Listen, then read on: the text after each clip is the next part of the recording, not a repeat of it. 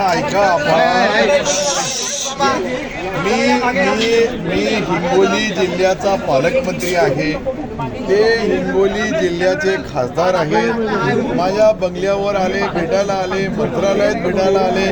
अशा पद्धतीमध्ये कुठेही राजकारण नाही। माझ्या माहितीप्रमाणे माझ्याकडे ते फक्त जिल्ह्याच्या कामासाठी आले होते आणि आमदार बांगर साहेब बी होते।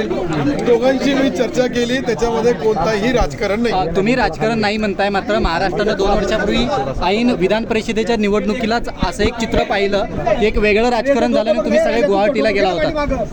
राजकारणामध्ये ज्या वेळेस एकनाथ शिंदे साहेब जे मला आदेश देतात त्याचा मी पालन करतो। त्यामध्ये कुठेही राजकारणाचा संबंध नाही। आता जी आमची ही भेट होती ही काही राजकीय नव्हती आणि अनेक जे लोक येतात त्याच्यामध्ये खासदार नागेश पाटील हे माझ्याकडे आले होते। याच्यामध्ये राजकारणावर चर्चा होत नाही असं होत नाही। आता चहा पिल्यानंतर चहावर गप्पा चप्पा होतातच, पण त्या राजकारणाच्या असतात असं कधी नाहीये।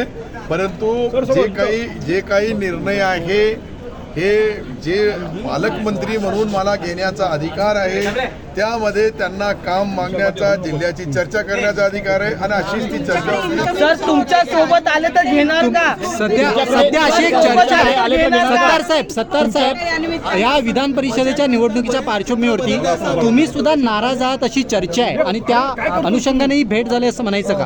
एक लक्षात घ्या, सन्माननीय एकनाथ शिंदे साहेब याच्यावर उत्तर देऊ शकतात। कोणाला पक्षात घ्यायचं, कोणाला नाही घ्यायचं, ही चर्चा करण्याचा अधिकार आमचे पक्षाचे नेते, आमचे लाडके मुख्यमंत्री आदरणीय एकनाथ शिंदे साहेबांना आहे।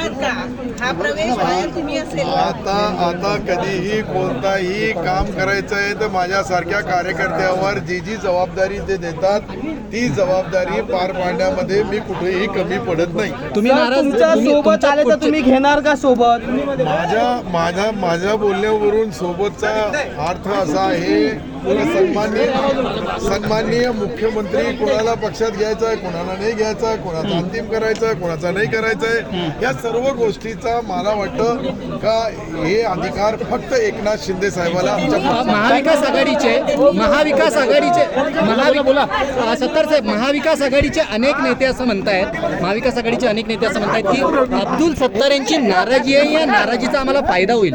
एक लक्षात घ्या, मी कोणावर नाराज नाही। मी माझ्या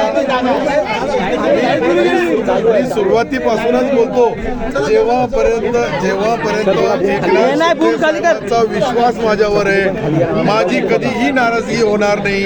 मी आमचे राजकीय घडामोडी, अनेक घडामोडी राजकीय आमच्या जिल्ह्यामध्ये, आमच्या मराठवाड्यामध्ये घडतात, परंतु याची सर्व आमचे नेते आदरणीय एकनाथ शिंदे साहेब जे बोलतात त्याचा पालन करणारा मी एक कार्यकर्ता आहे। गुवा फ्रेम